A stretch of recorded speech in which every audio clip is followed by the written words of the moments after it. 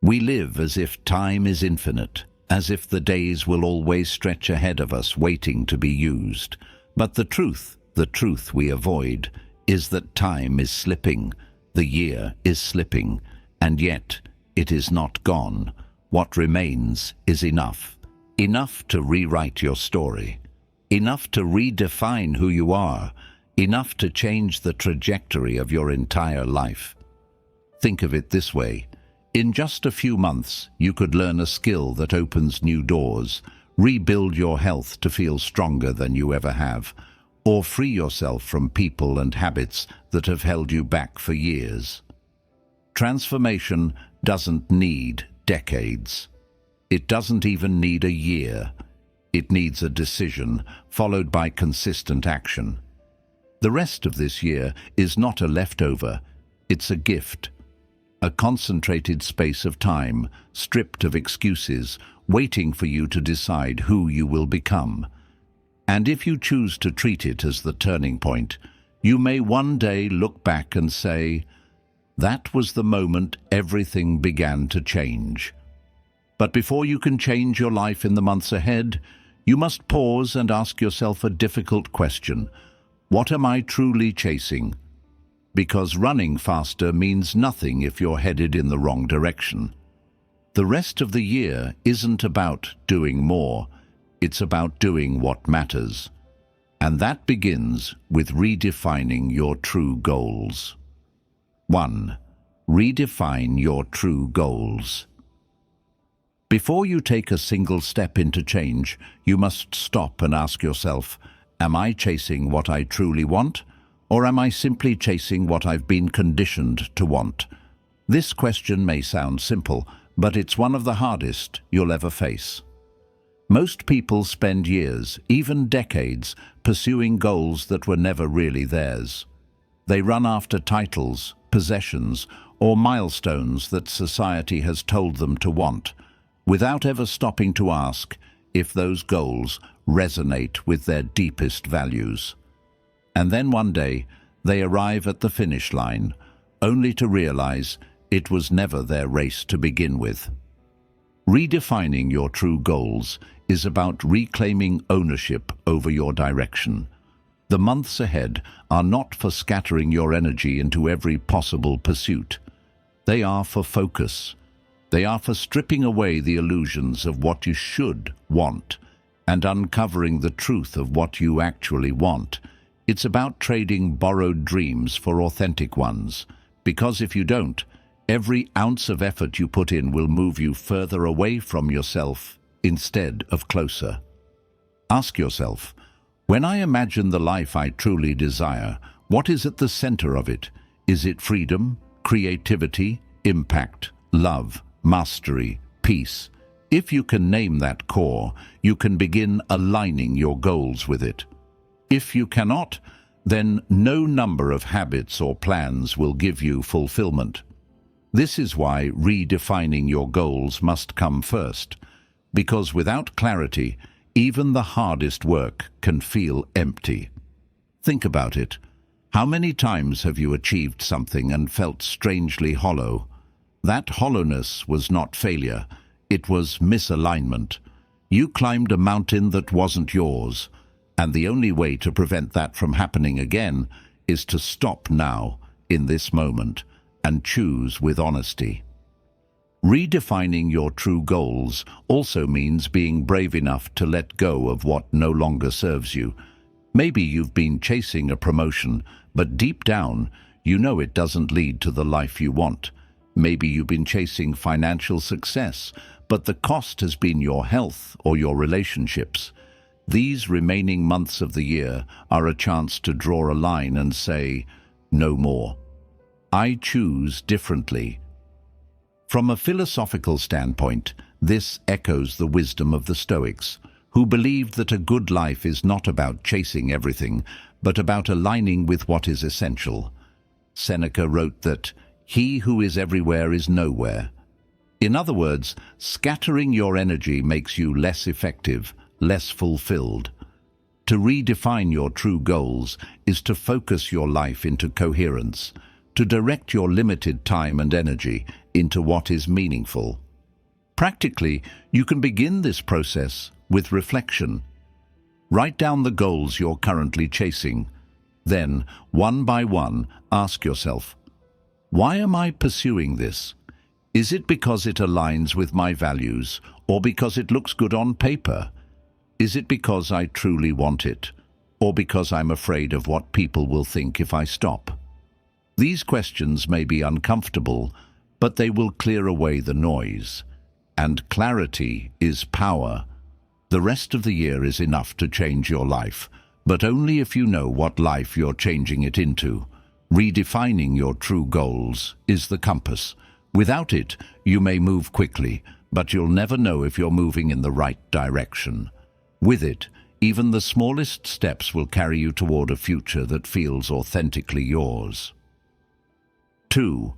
Start with one small habit that changes everything. Transformation often feels overwhelming because we imagine it as a complete revolution.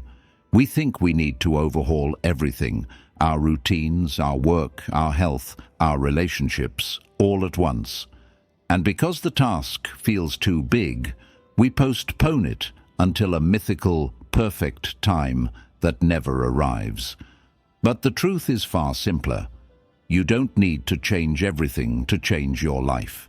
You just need one small habit, consistently practiced, to shift the entire foundation of who you are becoming. Think of habits as seeds.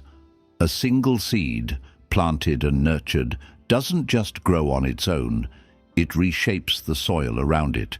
It makes space for roots, and eventually it changes the entire landscape.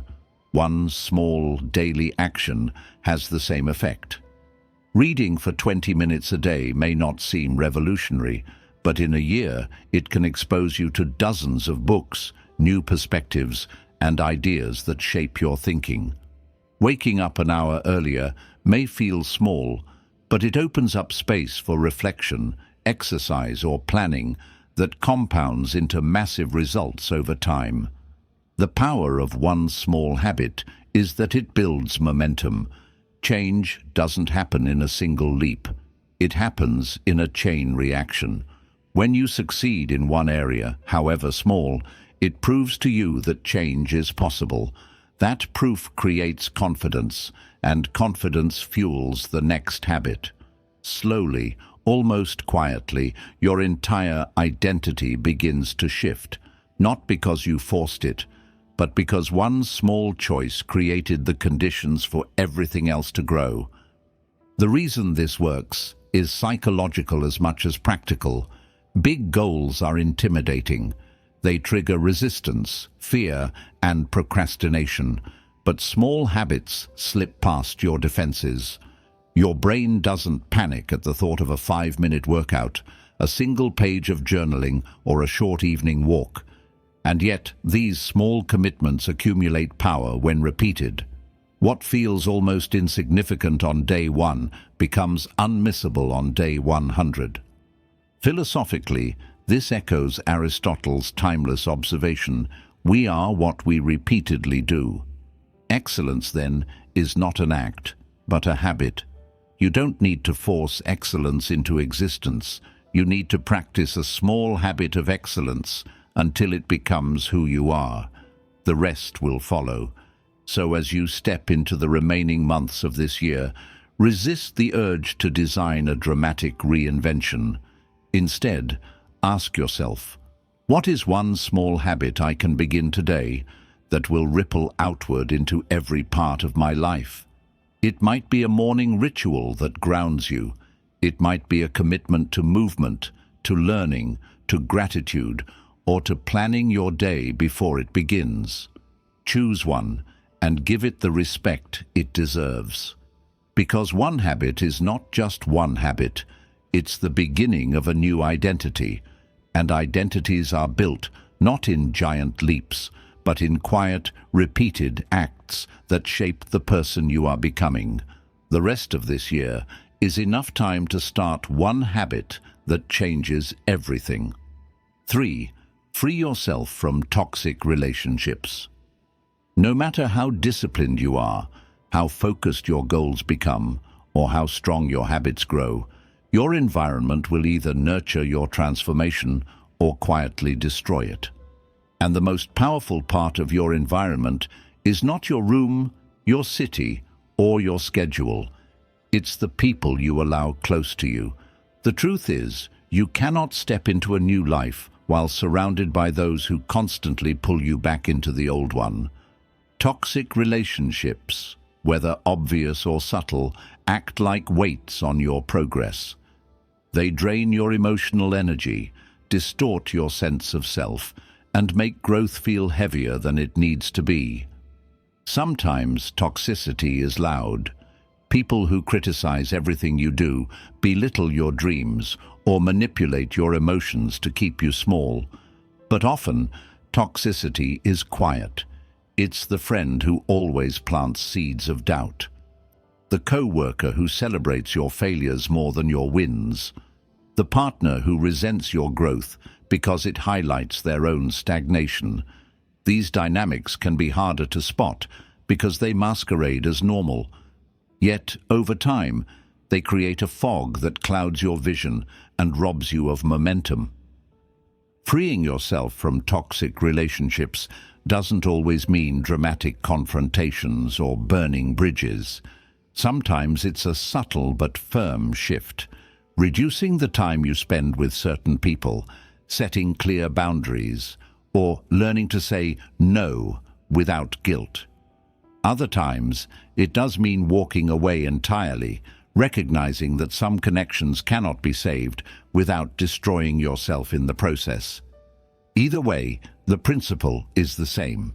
Your energy is sacred, and you must guard it. Philosophically, this reflects an ancient truth. The Stoics and many other schools of thought emphasized the importance of choosing companions wisely. Epictetus advised, "The key is to keep company only with people who uplift you, whose presence calls forth your best." If the people around you don't challenge you to grow, or worse, if they actively resist your growth, then every step forward becomes a battle you shouldn't have to fight.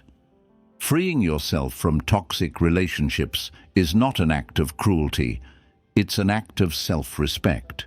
It's acknowledging that you deserve to live with clarity, peace, and encouragement rather than doubt, manipulation, or exhaustion.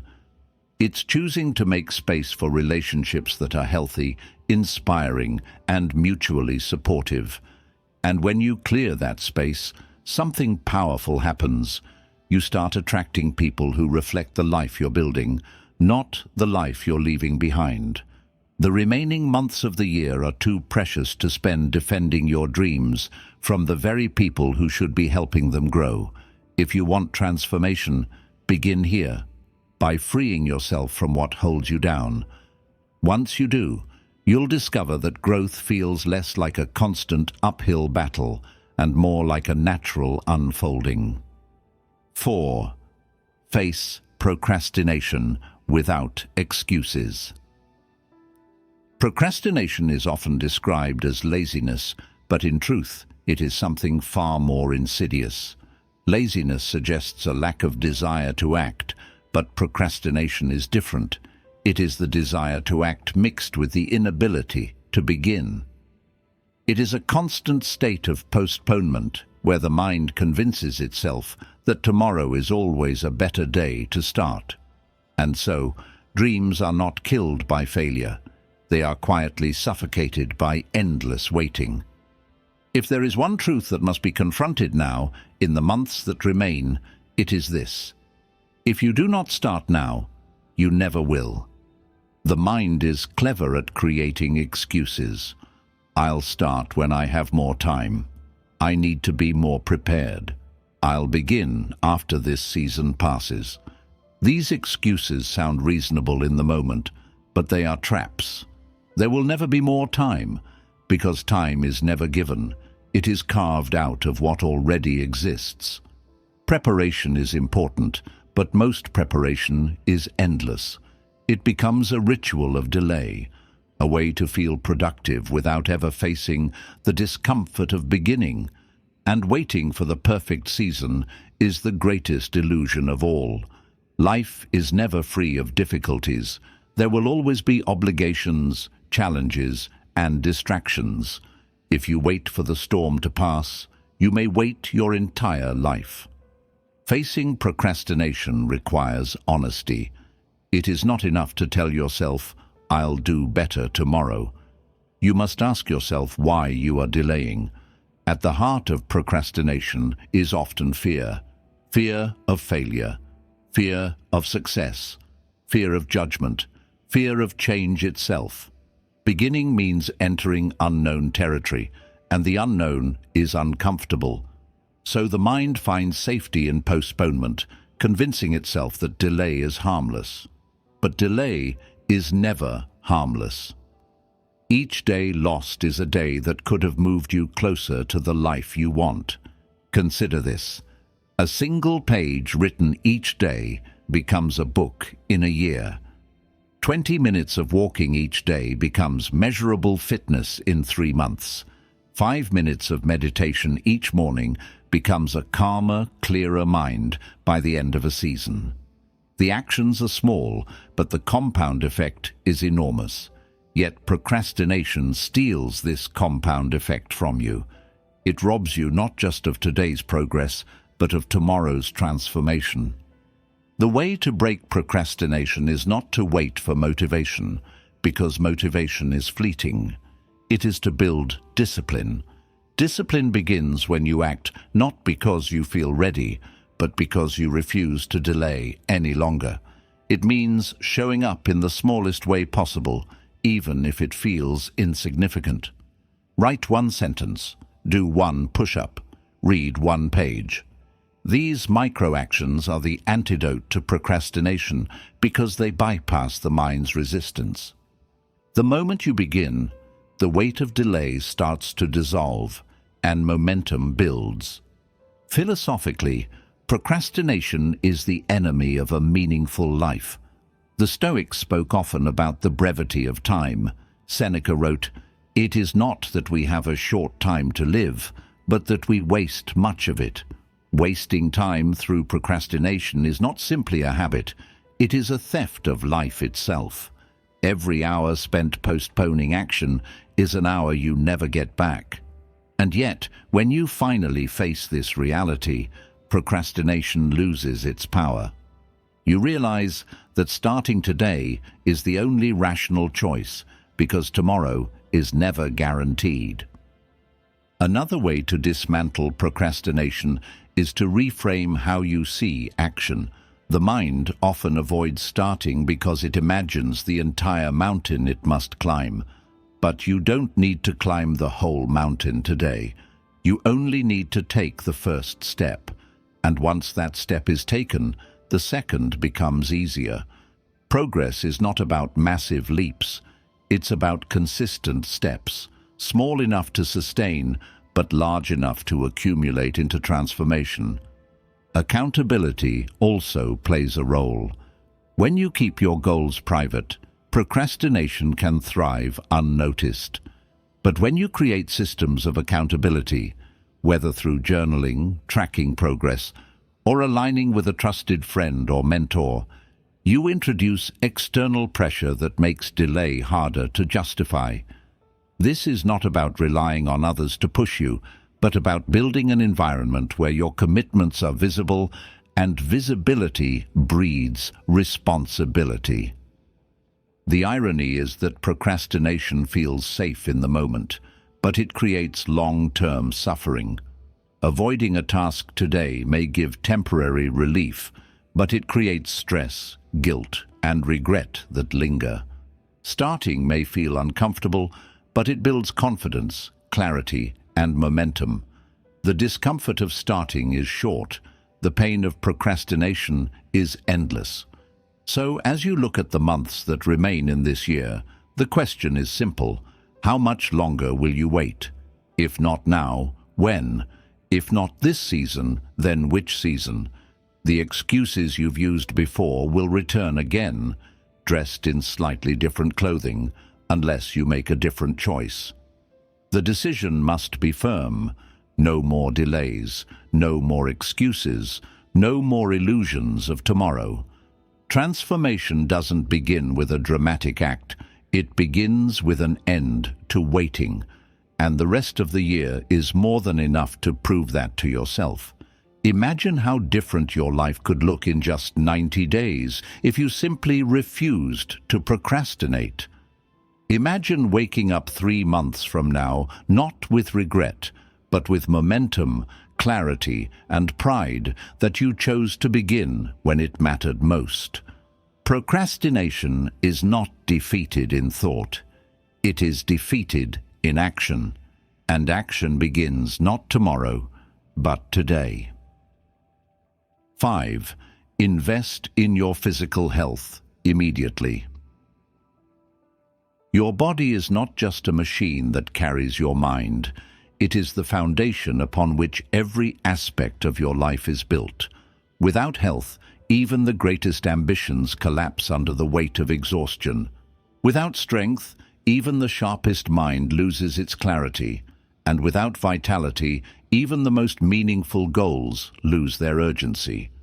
If you want to change your life in the months that remain, you must begin here, by treating your body not as an afterthought, but as the first and most essential investment. Too often people postpone caring for their health in the same way they postpone their dreams. I'll start exercising when work calms down. I'll eat better once life is less stressful. I'll sleep properly after I finish this project. But here's the reality. Life never calms down. Stress never disappears. There will always be deadlines, obligations, and pressures. If you wait for the perfect moment to take care of your body, you will spend your life waiting while your health deteriorates. The truth is simple. Your body cannot be borrowed against indefinitely. What you neglect today will demand repayment tomorrow, and the cost will be higher than you can afford. The good news, however, is that change begins quickly. You don't need to train for a marathon or completely restructure your diet to feel the difference. A 20-minute daily walk can transform your mood, sharpen your focus, and strengthen your heart.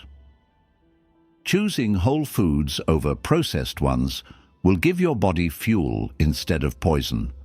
Going to bed 1 hour earlier can restore energy you thought you had permanently lost. These small acts may feel almost insignificant at first, but they are the foundation for transformation. Think of your body as the vessel that carries not only your physical presence, but also your dreams, your ambitions, and your potential. If the vessel is weak, everything inside it struggles. If it is strong, everything you pursue becomes lighter. When you invest in your body, you're not just exercising muscles, you're strengthening your willpower. You're proving to yourself that discipline in the physical realm translates into discipline in every other realm. Philosophically, this reflects a principle as old as human thought. Mind and body are not separate, they are inseparable. The Stoics, often remembered for their mental resilience, also emphasized the importance of caring for the body. Musonius Rufus, a Stoic teacher, once said that the training of the body is essential for the training of the mind. He understood what modern science confirms. Physical health enhances mental clarity, emotional stability, and spiritual resilience. Imagine this. You start walking daily for the rest of the year. In 90 days, your cardiovascular health improves, your energy levels rise, and your sleep becomes deeper. Imagine you cut back on sugar and processed food. In a few weeks, your focus sharpens, your mood stabilizes, and your body begins to heal itself. Imagine you make sleep a non-negotiable priority. Within a month, your productivity increases, your creativity expands, and your decision-making improves. These are not abstract promises. They are biological realities. Your body responds quickly when you give it what it needs. But here's the deeper truth. Investing in your health is not only about longevity, it's about presence. What good is chasing dreams if you're too tired to enjoy them? What good is building wealth if you don't have the vitality to live the life it affords? What good is achieving success if your body collapses under the strain of neglect? The months ahead are your chance to align your ambition with the health that sustains it, so that your future is not just long but vibrant.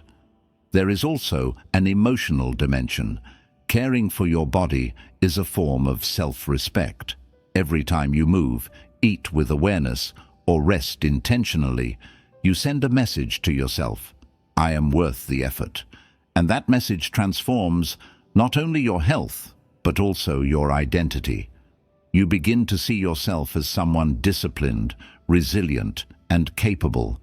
And when you see yourself that way, you begin to live that way. Of course, the biggest barrier is the same as always: starting. But remember, starting does not mean perfection. It does not mean a flawless diet or a brutal workout routine. It means consistency. Choose one small action. Walk daily, stretch before bed, cook one healthy meal, and repeat it. Build momentum, then expand. The key is not intensity, it is sustainability. As you look at the rest of the year, recognize this truth. The weeks ahead are enough to completely reset your health trajectory. 3 months of consistent effort can give you results that years of waiting never will. And once your body is strong, your mind sharpens, your emotions stabilize, and your goals suddenly feel within reach. So, invest in your health now, not someday, not when life slows down, not when you feel ready. Now, because your body is the one investment that multiplies every other area of your life. Protect it, strengthen it, and honor it. And it will carry you through the transformation you seek. 6. Close the open loops. There's a hidden weight most of us carry without realizing it. Not the weight of new problems, but the weight of unfinished ones. Half-read books stacked on shelves, projects that began with excitement but now sit abandoned. Promises we made to ourselves and never kept. Emails unanswered, debts unpaid, conversations avoided. These are what psychologists call open loops, unfinished tasks that linger in the back of your mind. They may seem small, almost harmless, but they quietly consume mental energy every single day. And if you want the rest of this year to be the turning point of your life, you must begin by closing those loops. The human brain is not designed to handle an infinite number of unresolved threads. When something is left incomplete, it doesn't disappear. It occupies space in your subconscious. That's why you suddenly remember that message you never replied to when you're trying to sleep, or why the unfinished project pops into your mind when you're supposed to be focusing on something else.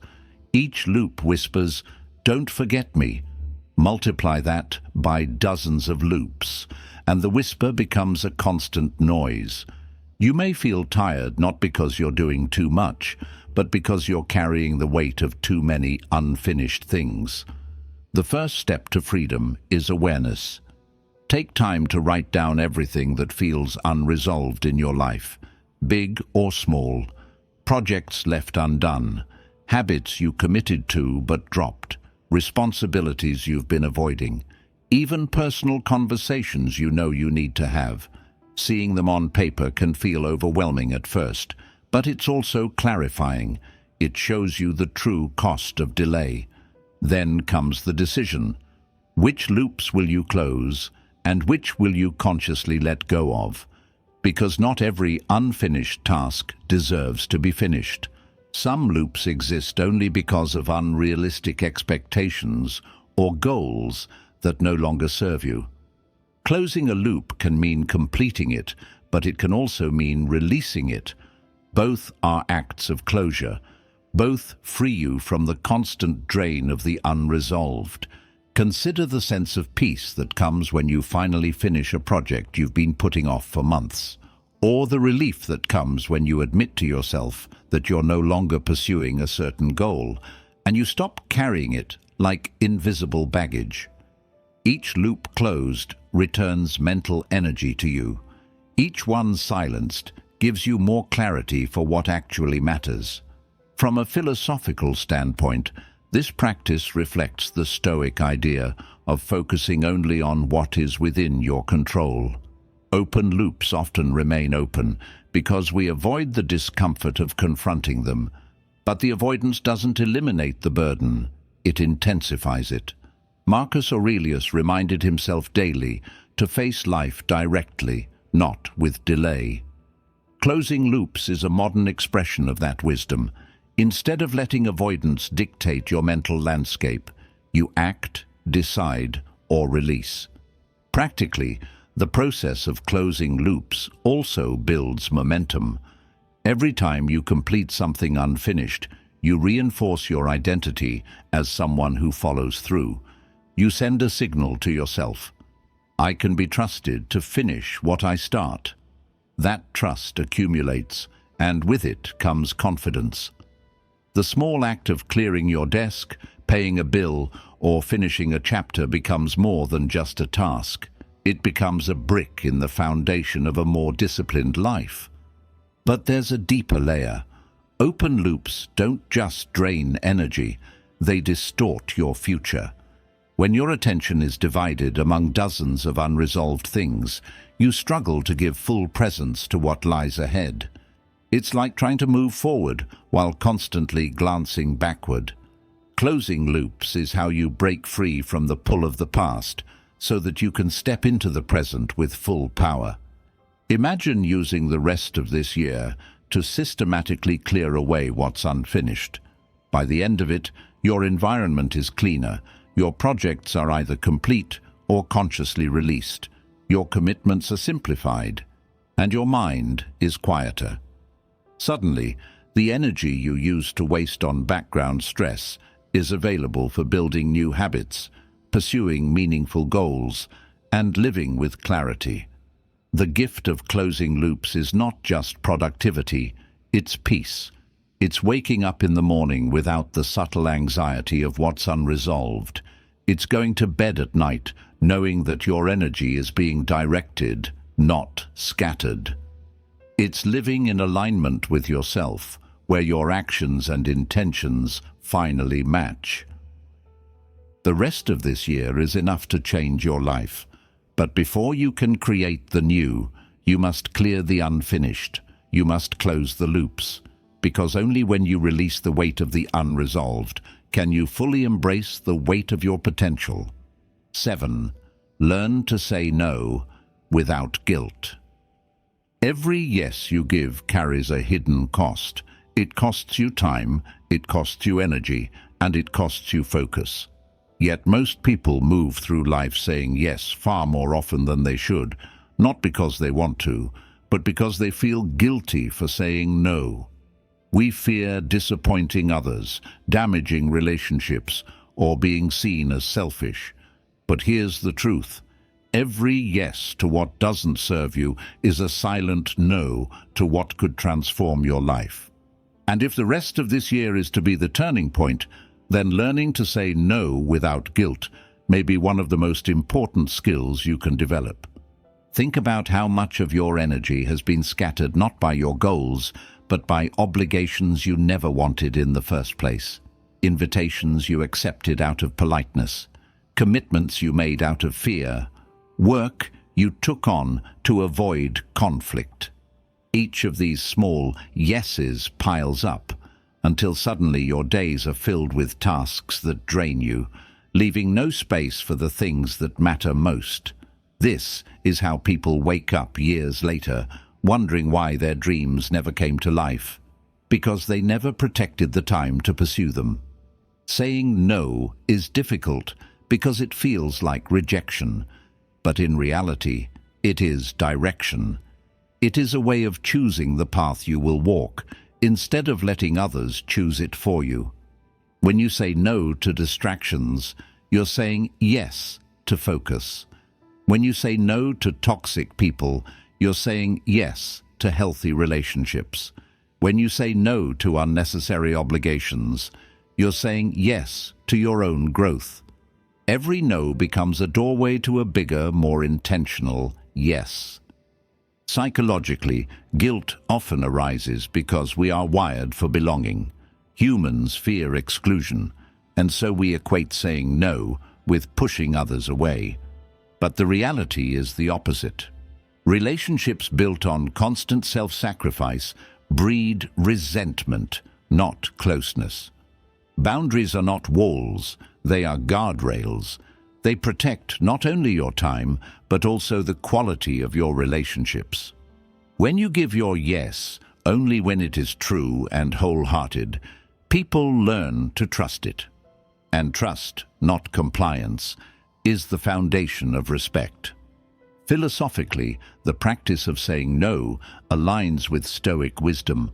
The Stoics taught that we must live according to nature, our true nature, not the demands imposed by others. Marcus Aurelius reminded himself that time is the most precious resource because once it is gone, it can never be recovered.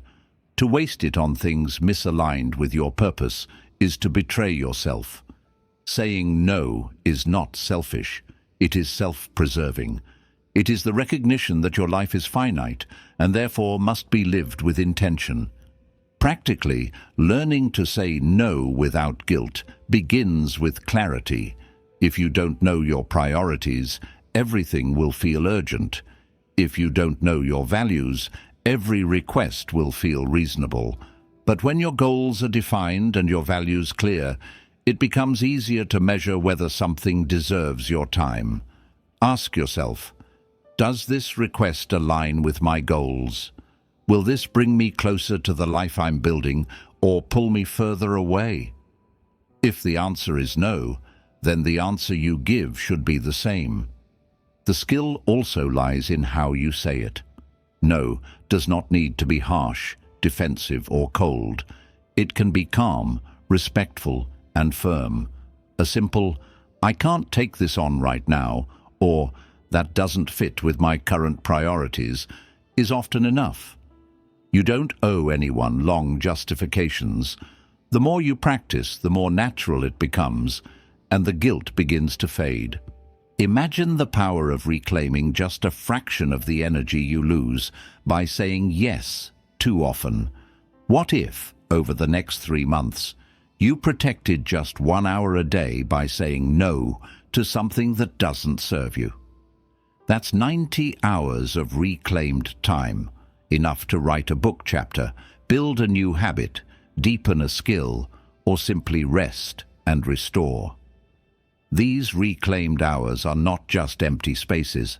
They are the soil in which your future can grow. There will always be pressure to comply, to agree, to please.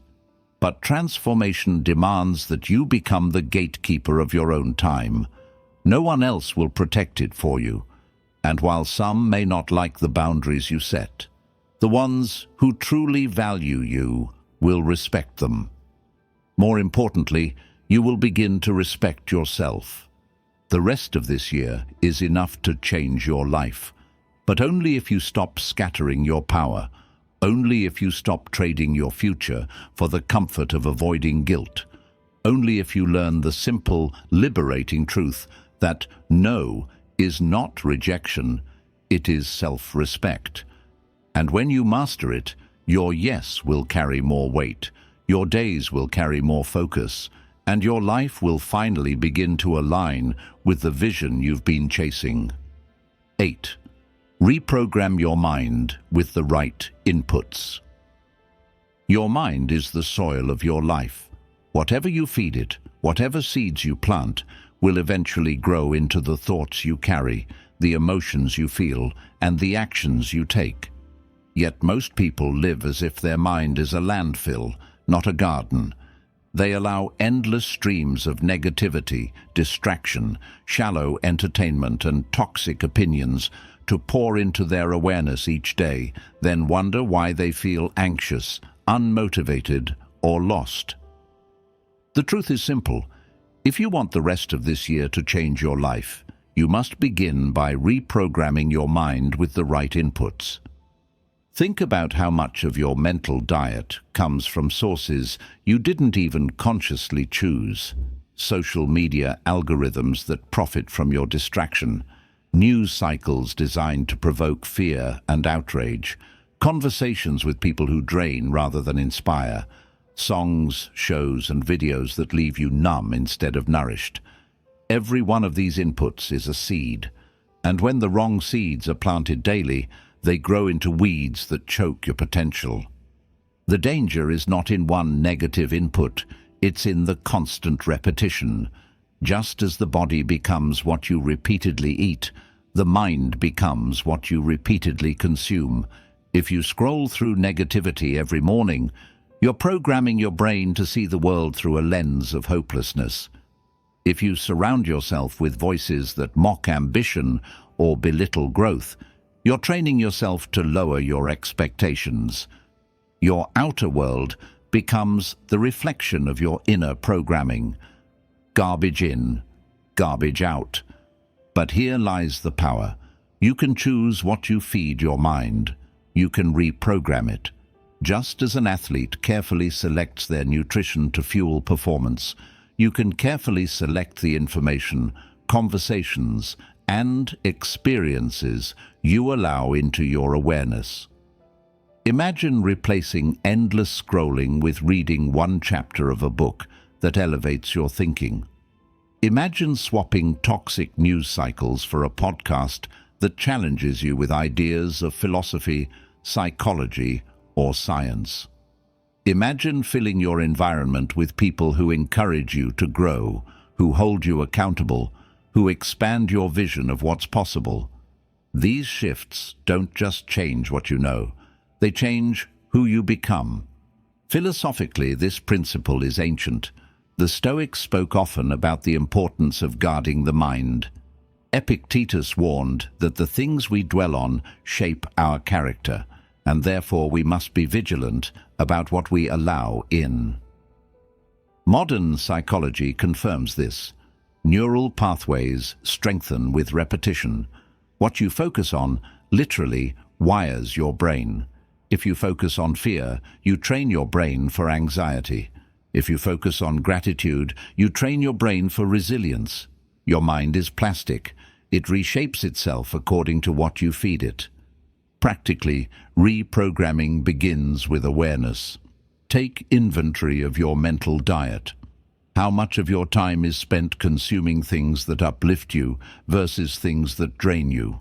How many hours are invested in entertainment versus education? How often do you allow silence and reflection instead of constant noise?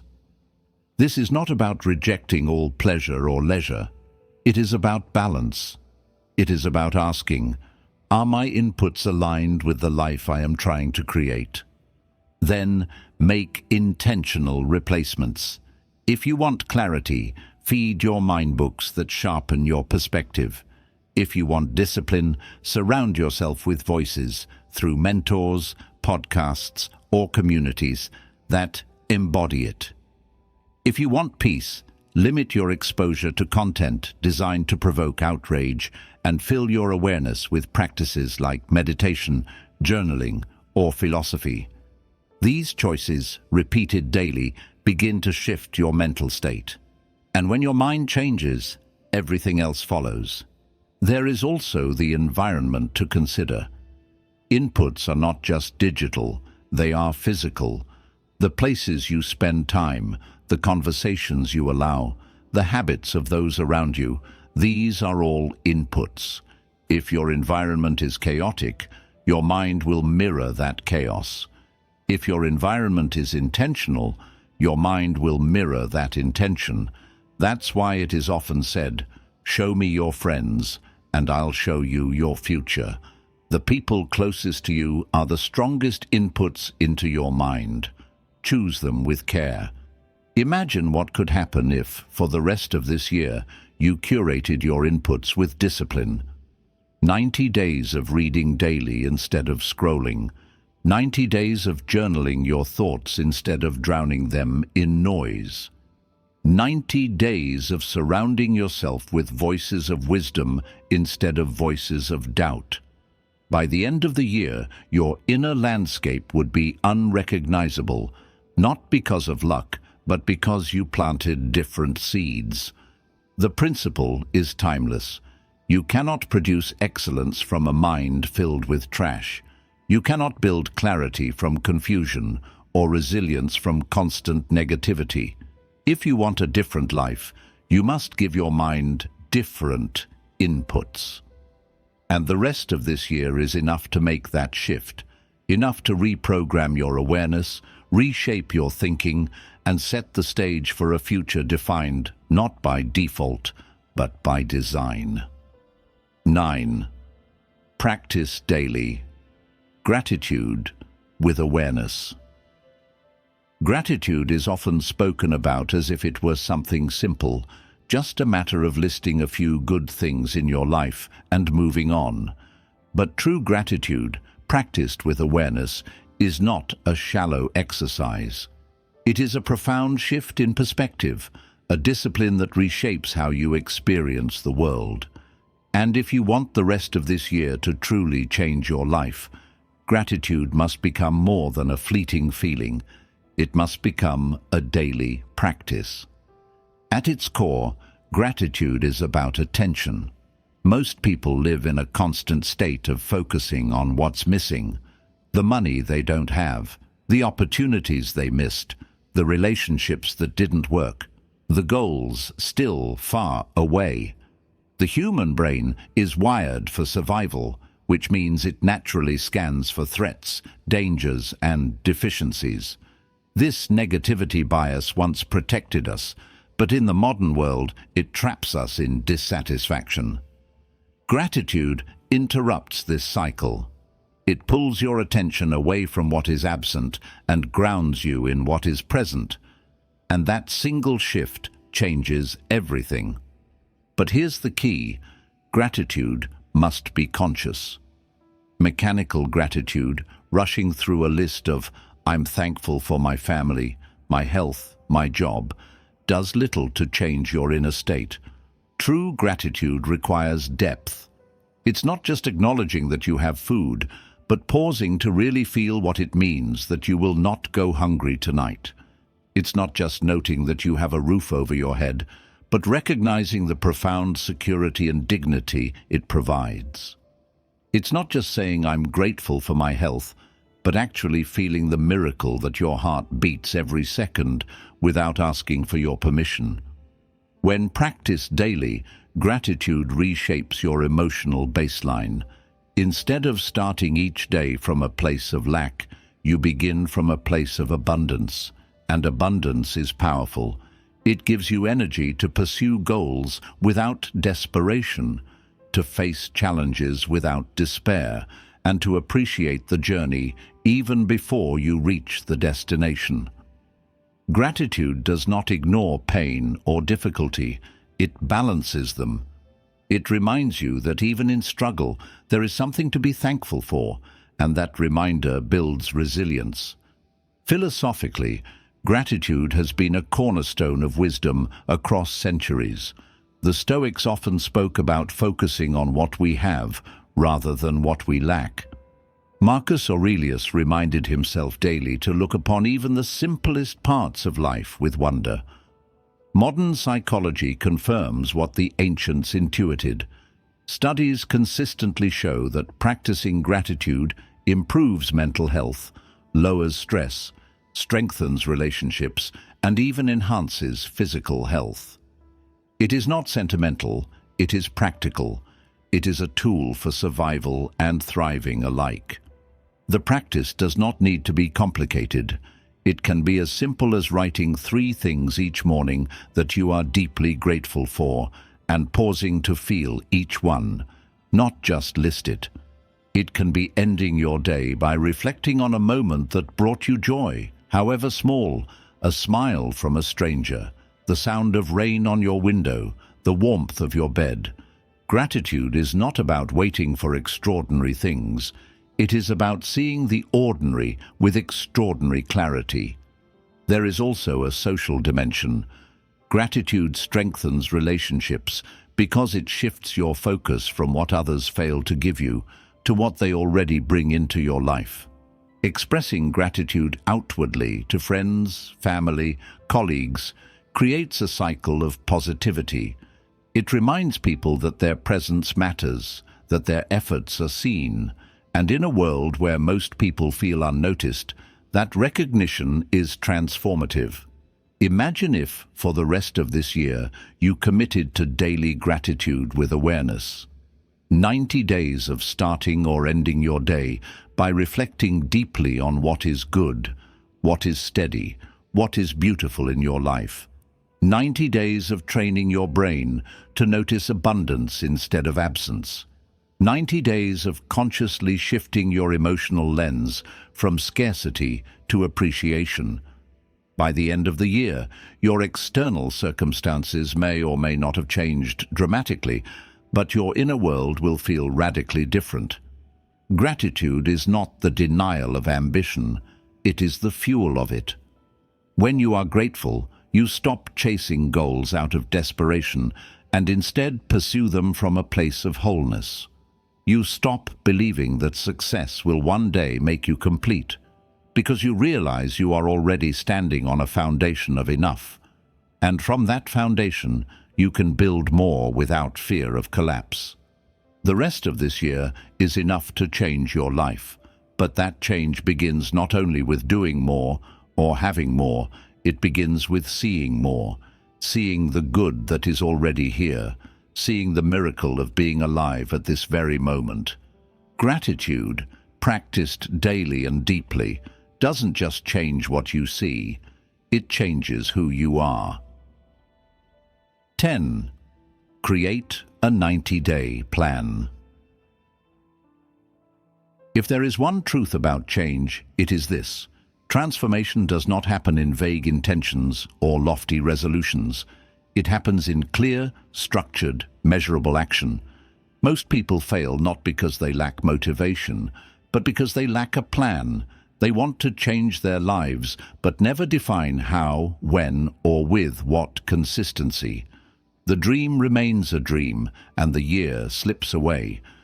But the rest of this year is enough to create a 90-day plan that can reset your trajectory and lay the foundation for everything that comes after. Why 90 days? Because 90 days is long enough to make real progress, but short enough to feel urgent. A year feels abstract. A decade feels overwhelming. But 90 days is tangible. You can see it, count it, measure it. It is also the perfect window for building habits. Psychologists note that it takes consistent repetition over weeks and months to rewire behavior, and 90 days is enough to ingrain new patterns so deeply that they begin to feel like part of your identity. Creating a 90-day plan starts with clarity. What specifically do you want to change? Not, I want to be healthier, but I want to walk 30 minutes every day. Not, I want to learn, but I will read 10 pages each morning. Not, I want to be more disciplined, but I will wake up at 6 a.m. 5 days a week. Vague goals are fragile. They collapse under the weight of distraction. Specific goals are resilient. They give you a clear target to aim for each day. The second step is prioritization. You cannot transform everything at once. The power of a 90-day plan is focus. Choose 2 or 3 areas that will have the biggest impact on your life. Health, habits, relationships, learning, financial discipline. Pick the ones that align most with the life you are building. Then design small daily actions that reinforce them. Remember, it's not about intensity, it's about consistency. A sustainable 90-day plan is one you can execute even on your worst days. The third step is structure. Break 90 days into 3 blocks of 30. At the end of each block, evaluate. What worked? What didn't? Where do I need to adjust? This transforms your plan into a living system, not a rigid prison. Too many people abandon their goals because they expect perfection. But a 90-day plan is not about perfection. It's about iteration. It allows you to refine as you go, to adapt while staying committed. Accountability is the fourth step. Plans that live only in your head dissolve quickly. Write it down, track it daily, share it with someone you trust, or build accountability into your environment. Put reminders in places you can't ignore. Measure your progress visibly so that each checkmark becomes a source of momentum. When progress is seen, motivation grows. Philosophically, a 90-day plan reflects the principle of kairos, the ancient Greek idea of the right time, the opportune moment. Transformation is not about waiting for January 1st or for life to be perfectly aligned. It's about recognizing that this moment, today, is enough. The next 90 days are a container of possibility. What you put into them will shape not only your present, but your future. Imagine if, for the next 90 days, you committed to 3 things: moving your body daily, feeding your mind with intentional inputs, and closing your open loops. By the end of the year, you wouldn't just feel different, you would be different. Imagine the compounding effect of 3 months of discipline, how it would carry into the next year, not as a resolution, but as a way of life. And here's the deeper truth. A 90-day plan is not just about achieving goals. It's about training yourself to live with urgency and clarity. It teaches you that you do not need endless time to change your life. You only need focus. It removes the illusion that transformation requires years. In reality, it requires concentrated effort over a short period, repeated consistently. At the end of 90 days, you may not have finished the journey, but you will no longer be standing at the starting line. You will have momentum, clarity, and the confidence that comes from following through. And that confidence is priceless. It becomes the foundation for the next 90 days, and the next, until you look back a year from now and realize that everything changed. Not because of a resolution, but because you decided to treat 90 days as enough. The rest of this year is not a leftover. It is not too little, too late. It is a concentrated gift of time, perfectly suited for transformation. If you use it with intention, if you create a 90-day plan and commit to it, you will end this year not with regret, but with pride.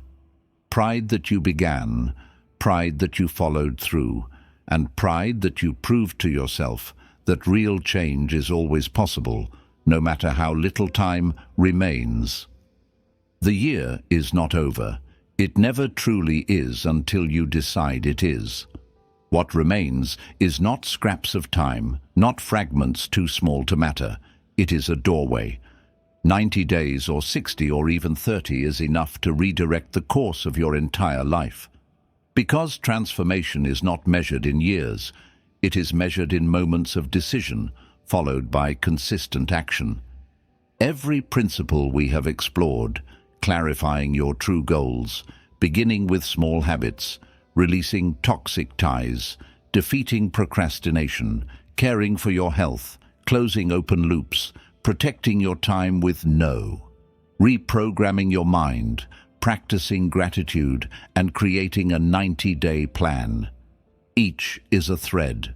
Woven together, they form a fabric strong enough to carry you into a future that feels not accidental, but chosen.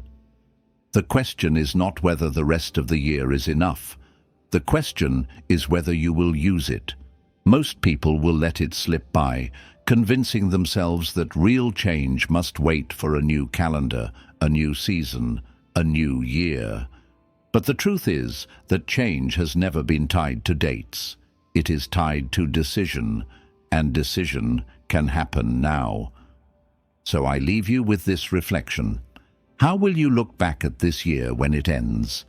Will you remember it as another chapter of delay and excuses?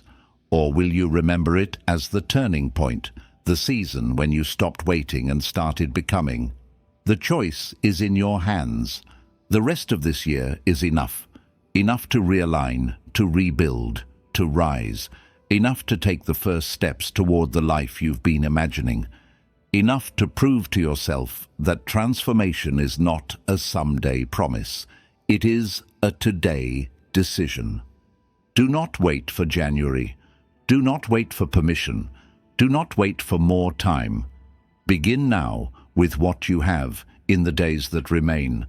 And when the year closes, it will not close with regret, but with pride. Pride that you took the time others wasted and turned it into the foundation of a new life. Because what you do with the rest of this year can define the rest of your life.